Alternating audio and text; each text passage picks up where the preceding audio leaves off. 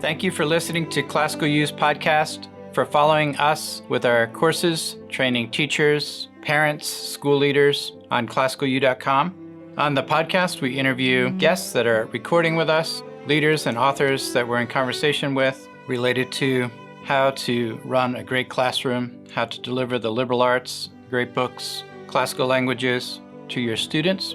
We also have a webinar series, live learning events that is in collaboration with Scholé Academy and Scholé Communities. Encourage you to watch for those as well. Those are monthly, and we're delighted to have you. Thank you.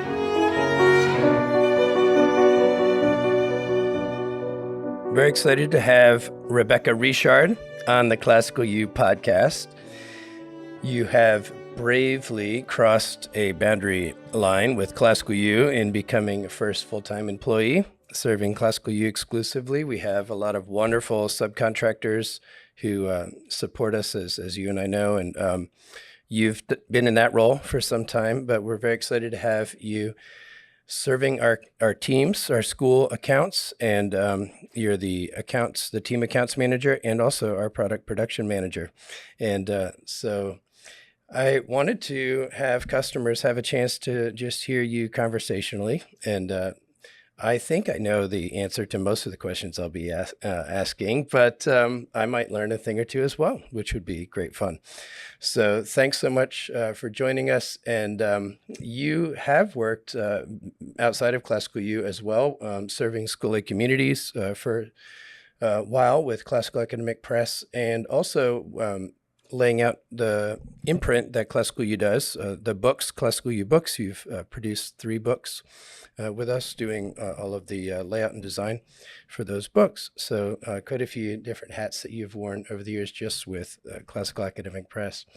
You are the kind of person that I think ClassicalU was created for in a lot of ways, a self-motivated lifelong learner and homeschool mom for many years, an enthusiastic supporter, from many years back, attending Circe conferences, things like that. So really a profile that I think inspired ClassicalU. What have I missed as I introduce you? I feel like that was a very holistic introduction. I hear it coming from you, and I'm just like, wow, I didn't think about all those things, but I appreciate the opportunity to answer questions and have this time to speak to the customers as well. It's been a joy to get to know them over the phone and through the emails. Very good. Well, thanks for giving your time this way. I know you were just a little bit hesitant as I sort of dragged you onto the show as a guest, but you're interfacing with our customers as much or more than me at this point, and I think it's wonderful for everyone to get to know each other a little bit more.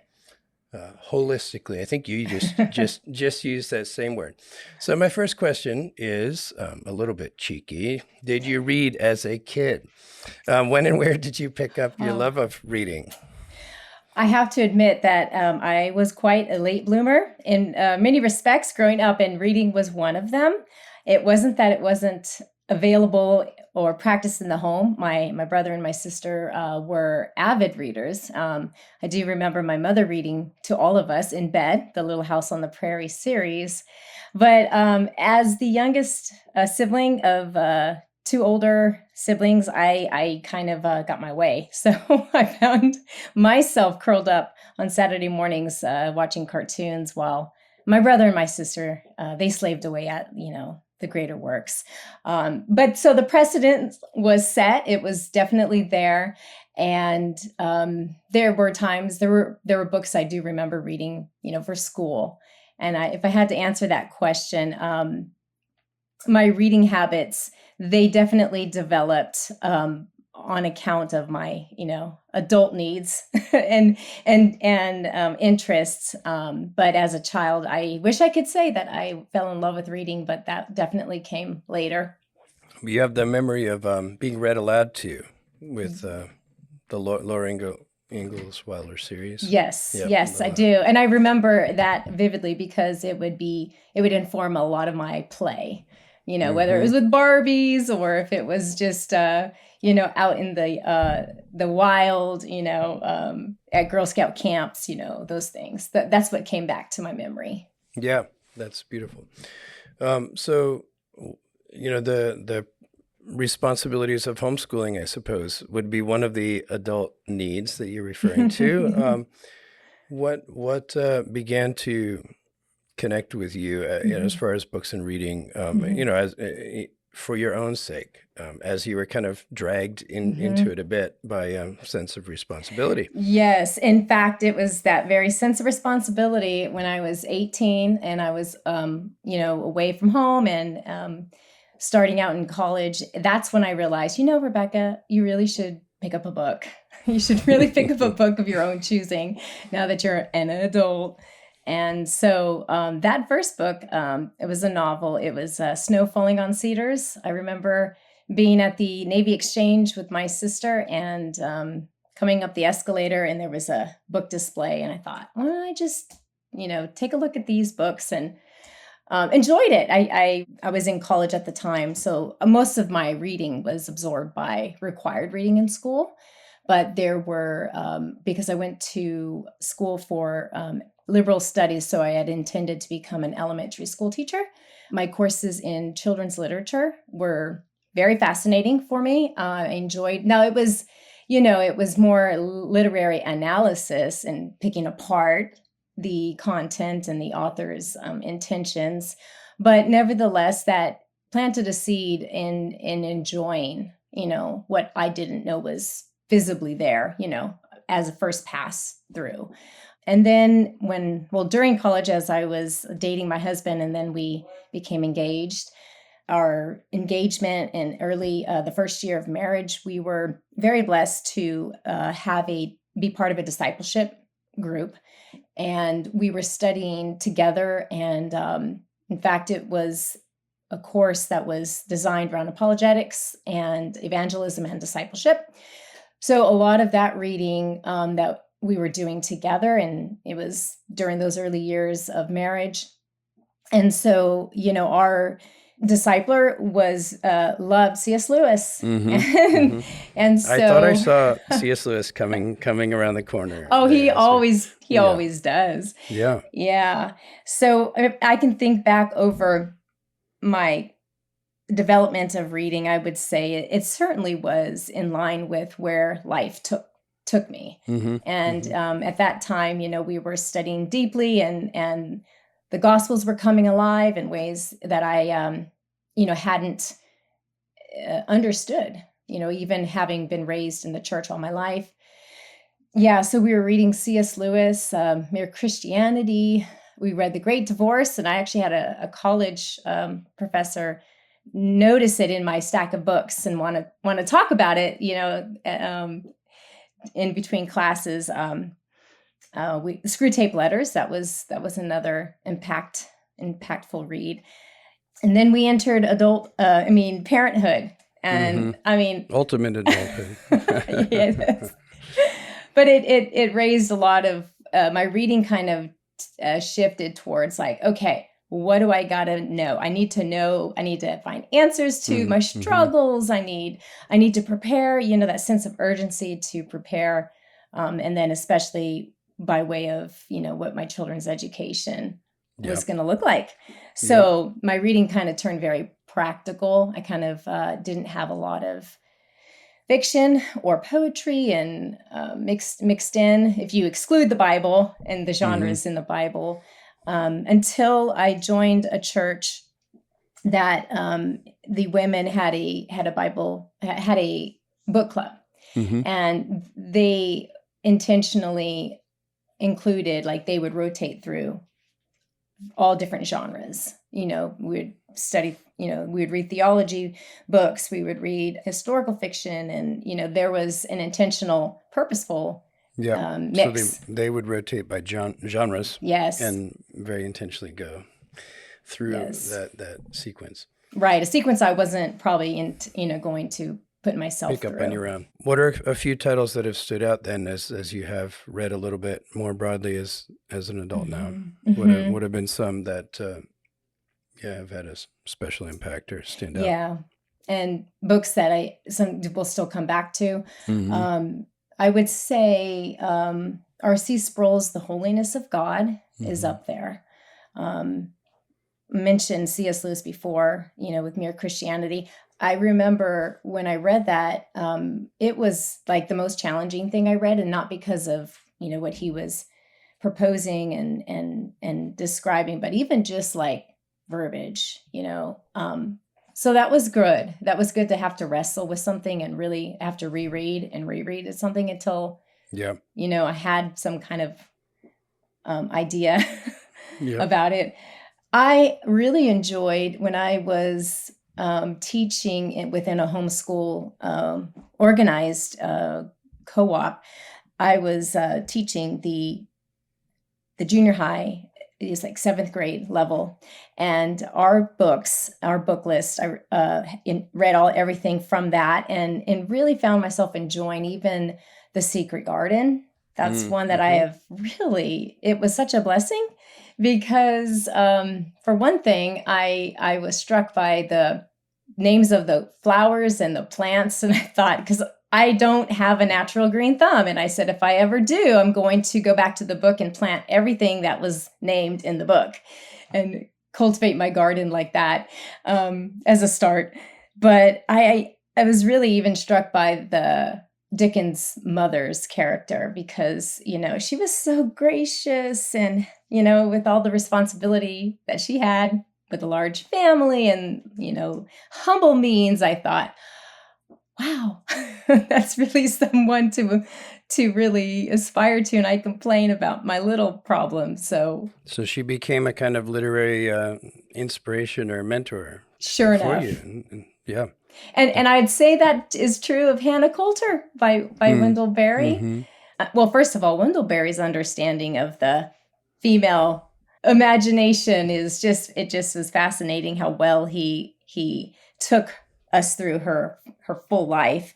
Have you heard the very inappropriate and ridiculous joke that Wendell Berry once made about that observation? I don't know.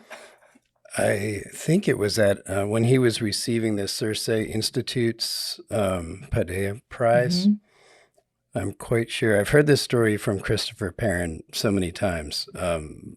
But a woman in the audience stood up and was asking him about Hannah Coulter and was very moved. And, what you're describing of this kind of, feeling understood and inspired and some important things. And she asked, how in the world could you have sort of inhabited the mind of a woman so effectively? And he looked down at the microphone in a moment of silence and then looked up and said, well, actually, I'm trans. Oh, no. And then he said, no, seriously, I asked my wife a lot of questions. So he's just a good listener. Perfect. He has attended and paid attention and asked a lot of questions. But anyway, he's got, I guess, a rather wicked sense of humor. But anyway, I'm yes. Yeah. Any other titles where with characters that have kind of come alongside you in life, or other types of inspiration or support? I mean, you don't have to have more. You've listed a rich list, but well, not that this is necessarily a role model, but I just finished a little novel that I picked up. It was just cheap, inexpensive Barnes & Noble paperback, but the genre is during World War II. So it's, during the Blitz and through the conclusion of the war in the underground, where the residents took a safety underground in the tunnels of the subways and how the library, there was, and this is true, this is based on true events, that they opened up a wartime library underground. And that story's message just carries so much weight with how the books provided, that escape for the residents during the war. It was just like a momentary escape from the drudgery of war. So just like the two librarians in that book, it's called The Little Wartime Library of all names. And it was just a fun read, and appreciated the emphasis that they placed on particularly the value of reading for children, because it also was a time when reading was kind of, what you were allowed to read or encouraged to read was very still, it was not appropriate, for children to be in the library and to be heard, and certain titles women shouldn't be reading. So this book just really just shows that, there's nothing new under the sun, and we have a lot to wrestle with and learn from, the generations that have done this and experienced it too. It sounds like a beautiful microcosmic image of, human life. So books do that for us, even when there isn't this sort of terrible clarity of war. Right. But yeah, that's how books operate. Well, thank you. I've heard a rumor and wanted to ask questions about an incident where you and your sister spent a year living on a sailboat together. Is that true? Well, when you started out and said, I heard a rumor that you and your sister, that could go a lot of different directions. I'm not prying into ancient sisterly history, at all. I understand. Well, so my sister and I, we did live aboard a 34-foot sailboat, Catalina 34-foot sailboat, one year. This was during college, and all of the siblings, there's three of us, we had, moved in together at the point that I moved into college with them. But shortly after maybe the first year and a half, my brother left for the Army. So it was just my sister and I. And I think we had a roommate that we had in place of my brother for a bit, but she came up with the squirrely idea. Let's go live on a sailboat. And, she was in the Navy she was a commissioned officer. So I think it was just kind of part of the experience for her. And I had nothing better to do. she was my role model. So, as the younger sister, I dutifully followed, and we sold off, all our apartment belongings. And some of that I regret, some things I wish I would have hung on to, but we needed to maintain this sailboat that we knew nothing about, or how to sail it, or what it was going to commitment. My dad said, "You girls, you know, boats are nothing but just holes in the ocean you pour your money into." A pretty negative take on it, yeah. Yeah. So we thought we knew better, and we slipped the boat down in the Bay of San Diego, and we lived a year aboard and attempted sailing, but most of the time we motored, which was a lot of fun too. Yep. What's the longest period of time you think you had it under sail with? Gosh. Oh, honestly, I mean, it probably, Jesse, it was, my sister probably would have a different answer to this. I think it would be we'd be a handful of hours. That's because we would have struggled to go where we were headed. Right? Yep. And just turn the boat around to come back. Yep. Basically, we would mostly sail the bay, and we would do that pretty successfully under sail. I was the jib master. That was my job. We would make our way out of the bay to the open, water. We didn't really ever successfully go anywhere. One time we did manage to do some coastal sailing up to the next bay, because San Diego has Mission Bay and San Diego Bay, and they're facing, opposite. So, sort of. And that was fun. But I'm that was sure largely under sail then? Probably not.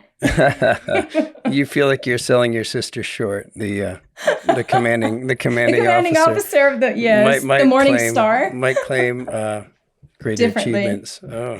Yes, but my if you really want the full story, Jesse, you need to talk to my husband, Carl, who was jealously watching from the sideline. So you were already dating at that point. I was dating. We Oh, were that's dating, great. and he made it a point that when we were married, he made it a point that he was he took all the classes properly. He got certified, and yes, I give him credit for going about it, Now, systematically. as a Cajun, did he have any water experience coming into that, or was that it? Oh yeah. Well, having been on plenty of waterways in the bayou and Hmm. but as far as sailing, I mean, he was in the Navy. I mean, if you count the time on the carrier, but Hmm. You're I think surrounded by Navy people. Yeah, yes, the yeah. military, yeah, was big presence. I mean, I grew up in a small military like little town, a coastal Hmm. town north Hmm. of LA, and that had a couple bases, along the water. So it's always my grandfather was in the Navy. My father Mm. was in the Navy. Wow. Yeah, Yeah. it's a real family heritage. Yes. Well, so you're not going to make any big claims, so very, very modest claims as far as your own naval exploits. Do you consider yourself an outdoor type? Yes. Okay. Yes, for sure. My husband and I were very committed early on. This is because without, children at the time, we had the liberty to Hmm. really take like wilderness basics courses and Oh, and wow. and trips, and we hired private guides and took us rock climbing and taught us, Wow. the anchor systems, and we did a lot of when the children came, we did a lot of hiking with them in the baby backpacks and Wow. baby joggers and such. And it was literally like our backyard, from where we were living in East County, San Diego. So it didn't take very much to hit the Hmm. trails, And you were and taking loved full it. advantage of that cool area. Yes, I Wow. I miss it. I do miss it. I am in south. I'm in the south now, and there's just a lot of swamps, so it's harder to find the equivalent Yep. for sure. Only thing to climb is the cypress tree. Yes. Well, that's pretty exciting. That's pretty Yeah. cool. The this was a little before your reading time though, so there are no Hmm. great books on the boat. Or you Oh, you during on were the starting you I mean you said yeah, early in your relationship with your yeah, husband Carl dating, you were already in that discipleship group. So was there yeah. C.S. Lewis on the Yes. boat or okay. Oh, okay. So that the boat, we'd already moved off the boat because that was a very short stint. Okay. Yeah, yeah. And so during that time, I was just absorbed in school. So I don't Yep. think I picked up anything, for my own reading pleasures, Yep. other than I was required. Just getting your schoolwork done. Yes. So I can guess based on some of the other stories you've told, but what drew you to classical Christian education with your Mm. own children? Mm. Yeah. Well, I would say there were many people and many factors kind of God had placed throughout that time. When we started our oldest in school, we did send her to the public school in our neighborhood. It was a very fine school. The teachers were very invested, and the parents were too, and a lot of them were part of the church I was attending. So I felt like, it's not private education, and it's not homeschooling. Although I had thought while I was pregnant with my first child that I thought I would end up homeschooling, and picked up a few books and read that. And but then when and did and did preschool with a group of girlfriends in our firstborns, and that was a lot of fun. We invested in creating our own curriculum, or using some good curriculum, and then creating our own lessons. But then when I attempted to do a little bit of my own homeschool with my daughter before kindergarten, and I had her younger brother by then, I saw, oh, this is difficult. It's difficult to get the other one to, attend while I was working with my daughter. So considering the options, I felt that that was a safe place to put her into public school. And then she was there up until, you know, the middle of third grade, and her younger brother had started kindergarten. And then we had our third child in tow by then. And there were just some of those friends that I was doing preschool with had gone into the homeschooling, for their children. And my brother was doing that as well with his firstborn. And so I was just kind of seeing the other people that I respected in what they were doing. And then we had moved churches. It was actually a move not further from where we lived. It was actually closer, but we left the more evangelical church in the neighborhood, and we came to a Christian Reformed. It used to be like a Dutch Reformed church that had split off and then had come to what was once the OPC, church in the neighborhood. So my childhood. Your childhood, exactly. Yeah. So when we moved our family there, we became very close to a particular family, and they were also homeschooling. So just having more conversations about their decision and being asked, like, why aren't you homeschooling? And I just didn't have a real strong answer for that. And my sister come along, she's giving me books. She's like, you might really like to read this. And it was The Well-Trained Mind. And she talked you into living on a sailboat and then homeschooling your children. And then she's responsible for, yes. There's a pattern here. She's in control.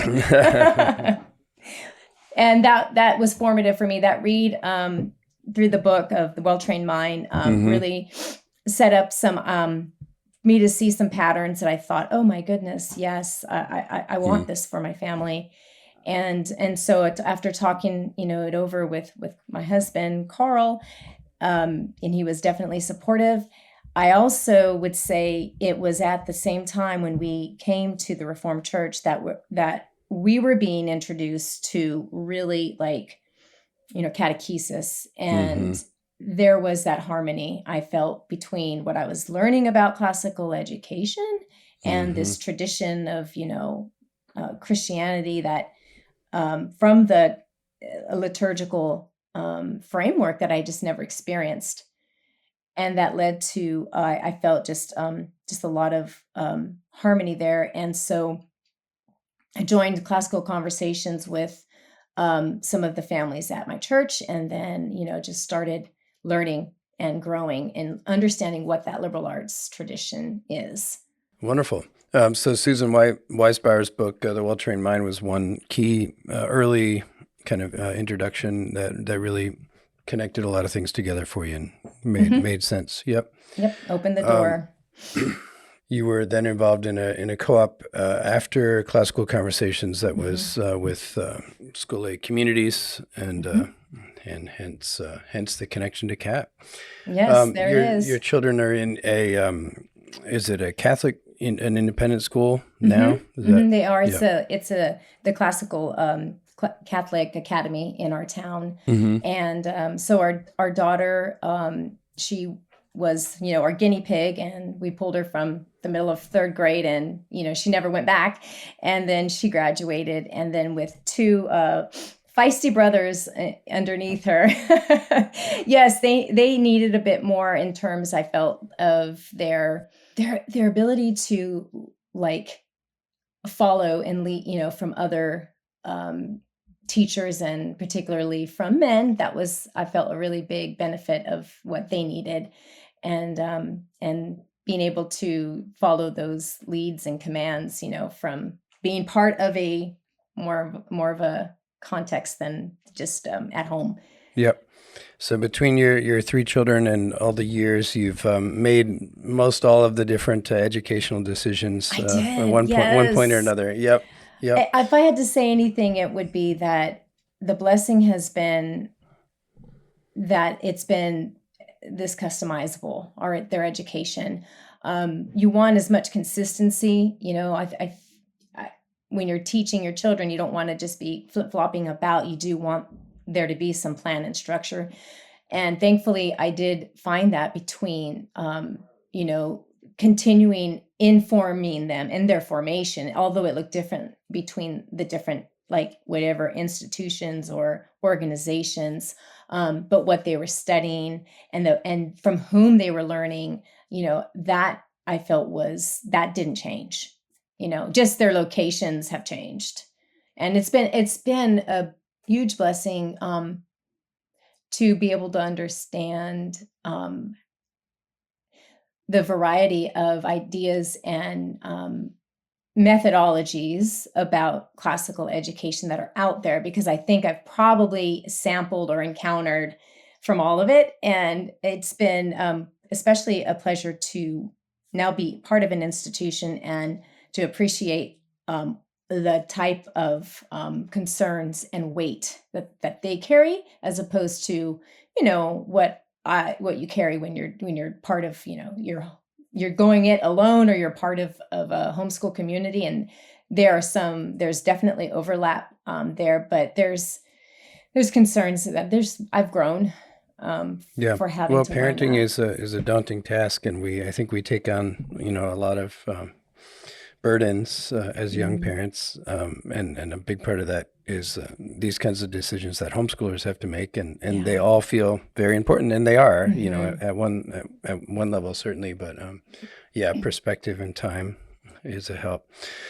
So speaking of these big debates among classical homeschoolers, one of the big debates that I do hear about is the Charlotte Mason education and whether or not that's classical. You work for an organization now that so there's a right or wrong answer here. No, we have a Charlotte Mason course, and we have two courses with Jason Barney. One just kind of introducing Charlotte Mason and her legacy and her educational approach, and then specifically narration method. That's such that's very widely adopted even outside of kind of Charlotte Mason circles. But anyway, where do you weigh in on that on that hot potato? Well, I know this is a hot potato. It was actually the very crux of my own dilemma, because when we began, yes, you did. We began homeschooling, and it was like 2013, 2014. And that's when our family made the move here to South Louisiana. And I was just getting my feet wet with homeschooling. And I had a dear friend at the church, and she took me aside and took some time out of her homeschool to introduce me to Charlotte Mason. And that was like right in the beginning. And we were, like I said, we were already attending, we were already, thriving in our classical conversations community. And so like, it wasn't long before she introduced me to Charlotte Mason, and then we moved. And I found a CC community where we moved to. And so that was a very seamless transition. It was easy to keep going with the children, but I never no one could answer for me. Like, what do you do with this Charlotte Mason? What do I do with this stuff? Because I loved it. I loved everything that I was learning, and the idea of living books. And so that I wrestled with that, and I'm like, feeling like I had to be one or the other camp. And so it was at that time that she had not yet published, it's over there on my corner, her book, Consider This. This is Karen Glass I'm speaking about. Karen Glass wrote this book about the synthesis of Charlotte Mason and a classical education. And so when that book came out, it really resolved that tension for me. And I was thankful to understand, like in Charlotte's own words, some of it is old and some of it is new, and you don't burn the bridge that bore you here. And even Josh Gibbs talks about entering the future, facing backwards, taking that with you. And so Charlotte Mason for me doesn't negate a classical education at all. And I think she understood much in her own time, like what we're doing is recovering something that was, that is changed. And so in as much as in her time, that was her work, these are the things that she uncovered that we carry over as well as we continue uncovering. And And I think there's a lot of synthesis and harmony with applying what she taught so Yep. beautifully. Yeah. Well, I agree. Mm-hmm. But that was Karen Glass's book was a great help to you, Yes, in particular. Yeah. Good. Well, we'll commend that to our listeners. I agree. Another hot potato. This is not a hot potato. This is this is just something that we all love, but a term that has been, championed by Classical Academic Press and Christopher Perrin for many years now, scholé. How would you define what scholé is, and is it achievable? Well, and Dr. Perrin, you can't really top Dr. Perrin's definition of learning those things that are most worthwhile in the company of good friends and usually with good food and drink. Like, who can top that? Because when you do that, when that happens, you don't even know it's happening. I think I would say, because it's just so natural and organic. You're kind of lost in the time. However, I would say if you wanted to summarize what that is, so you can more tangibly look for it and find it in your life or be intentional, I would just say it's really the learning for the joy of learning. And I think that kind of encapsulates what the aim of scholé is to get.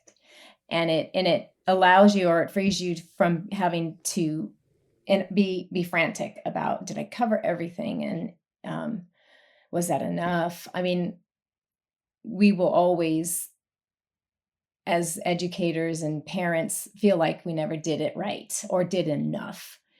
And I want to not commend, but I just would encourage our listeners to, in as much as you're faithfully training and being trained and wanting to pass that training on to your classrooms and your students, is to first, just as you are learning in the scholé tradition, if you're trying to especially shift your classroom to this type of environment and instruction, I would just really petition the Lord as the first encounter is, Lord, just these are crumbs, but he's the multiplier of crumbs. And so that's always encouraged me too, because like Charlotte Mason will champion, it's the constant little touches. And if you do these things, even if it's scholé, 1/7 of all of your coursework in your class instruction, just carving out some intentional time, just do it continuously. Those little bits, they will add up. They add up over time. You can't take a vessel and a ship and course correct. You'll overturn the ship. But 2-degree shifts is really what that's just where we live. That's what we can handle. We're finite and fallen. So just finding the beauty in doing it, I guess, more slowly, right? Make haste slowly is the saying. And then you asked me, the second part of that question was about where do I find this happening? Or yeah, is it doable? Which you've kind of been answering, actually, and you're bringing everything together with the naval, the naval analogies, and it's just tying all the threads neatly together as we approach the end. So, anything else on, is it achievable? I think you've been addressing that very beautifully. Or where have you seen it in your own children's lives or your life? I'm now seeing it play out, I believe, in my children's and just what they are gravitating towards on their own time, when they have time to spare. I see them cultivating their loves, and it doesn't mean that they're curled up on the couch with a book, in the same way like that they're reading a novel. But I have one son in particular who's really invested himself in directing and leading these role-playing games with his peers, and the amount of time that he has to study character development and assimilation of storylines and bringing together the people, When they come together, these high schoolers come to our home and they spend 5 hours. And I'm always thinking, like, because I'm in the kitchen, I'm trying to cook or do some, just keep listening. I'm like, has the game even started? And that's kind of It's that. just the work that goes into the setup Yeah, and thinking about the people involved and getting everyone in the right place, and so that the yeah, story can unfold. yep, Yeah, yep. And then yeah. then everyone's doing that work together, and it hmm never just falls to the one person. And I bet you a lot of classroom teachers feel that it's all me. It's all up to me. hmm And I think when scholé is happening in the classroom, that's a working together. Everyone's participating and carrying. Part of what makes it so beautiful is depends on each person. Yeah, Yep. yeah. Yep. In a great conversation or good. And as Charlotte Mason says, children are born whole persons. So you're not pouring into them, you're drawing it out from them, drawing out what they already know. Now we're getting into Plato. No. Yes. So I'll try to squeeze in two more questions. It's been a delight, and the time is flying along. But It's scholé, Jesse. That's why. yeah, that's what it is. That's exactly what it is. We have to sell Classical U, and so what are the hidden treasures that you've enjoyed among Classical U courses? If you were to say to someone, don't miss this Right. this delightful presenter or whatever Yeah. it might be.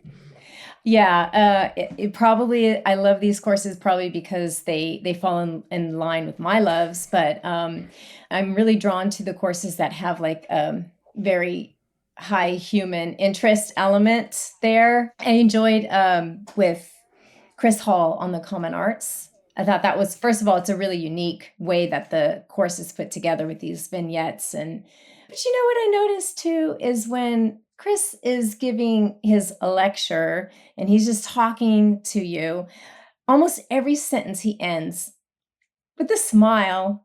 And so everything he's talking about, it comes through that, this is a real love and joy for him. And he wants to, and he does it so naturally how he teaches his students and while they're doing and, working with their hands and working the whole body, the mind is engaged. And so that course has a lot of inspiration there, especially if you want to take your classroom outdoors. Highly recommended. I also, of course, am enjoying the course on Charlotte Mason, Liberal Education for All, and by Jason Barney. That one there, of course, because it just, I'm glad to learn more about Charlotte Mason than I had known myself. I have not read her volumes for myself. Shame, shame, shame. But Secondary literature. yes, secondary literature. I've read plenty of that. But that's something that is still a goal of mine and an interest to do. Kind of learning about her backwards, but and that's how we approach most things. We hear a report, and then you go, you're inspired. Well, that's so. The Common Arts by Christopher Hall and the Charlotte Mason education course by Jason Barney would be two that you'd kind of highlight personally. I would also say Amy Richards' Disability in Classical Education is a phenomenal course because of reframing disability in the way that we think about that culturally and medically and institutionally. She brings, of course, the whole dignity of the human person.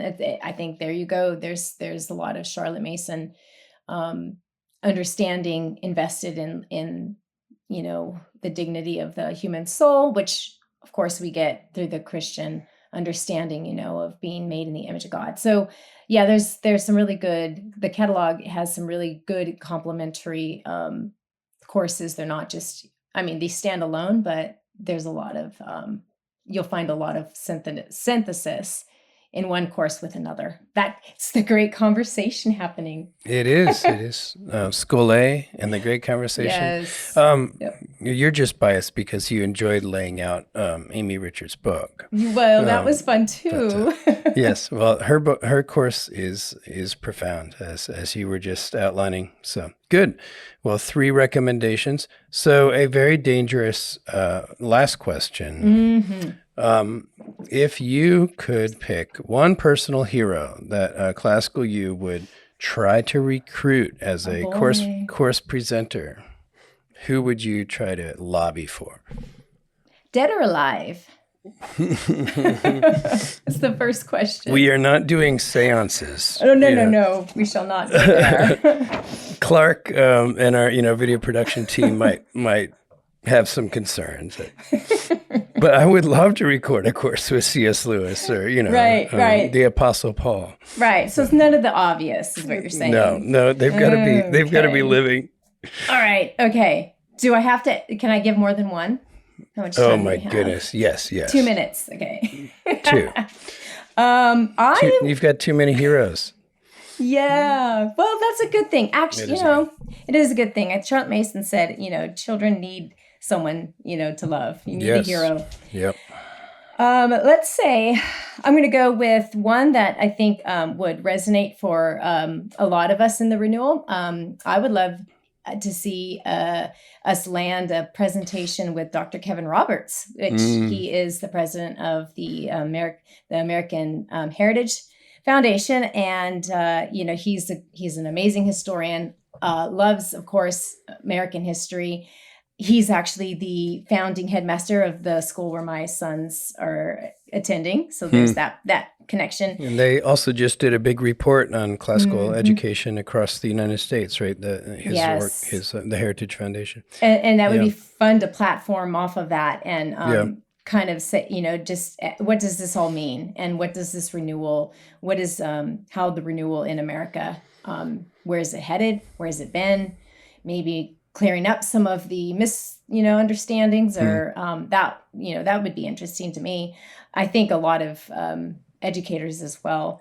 And then maybe one not so notable presenter. She's an author. She's an English author, and her name is Andrea Wolf, WULF, I believe.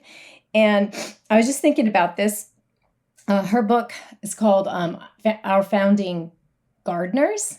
It's a little bit of a pun on our founding fathers, but it is a book about our founding fathers, but in their role as botanists and the way that their philosophy on the land and even the development of what it means to be a civic, agrarian citizen shaped their public policy and ultimately, had to rally, their constituents around that, and how many times that they were in headlocks, in these continental congresses, and was to go and take a walk and a tour and go to England and go back through the English garden tours and really invest in what is it that our nation, how are we going to be responsible and sustainable in this country from a principle of the land.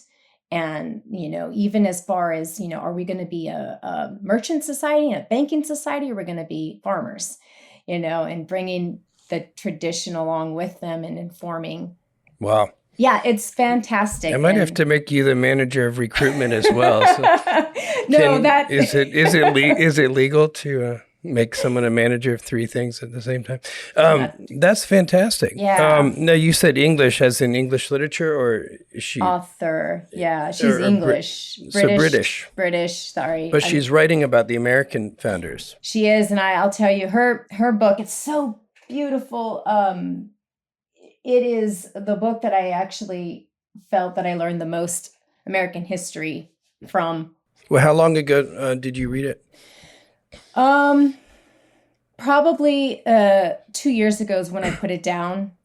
It's okay. So the book is so well descriptive of all of these encounters that it's like the 4 founding fathers. She goes through the first 4 presidents. and even like, how like Jefferson, like his land management plans at Monticello, and the same with Washington at Mount Vernon, and the notes that they kept with their land manager. Actually, George Washington wrote more letters to his land manager than he did his wife when he was away, during the Revolution. Yeah, took that very seriously. Yeah. But she lists so many plants that I had to have a field guide. Wow! While you were reading, when I was reading it, so that I could envision what she was talking about. Yeah. So it's just fascinating. Yes, and tying it together with American history, I never would have thought. Yeah. Well, thank you. This has been wonderful, and you surprised me with an absolutely delightful idea at the end. Way to go! All right. One for the team. Thanks, Rebecca. My pleasure. Thank you for having me.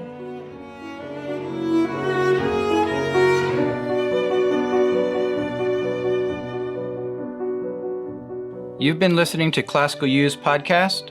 Thank you for tuning in. We release podcast episodes once a month with our presenters. Please also check out our live learning events, webinars in collaboration with Scholé Academy and Scholé Communities.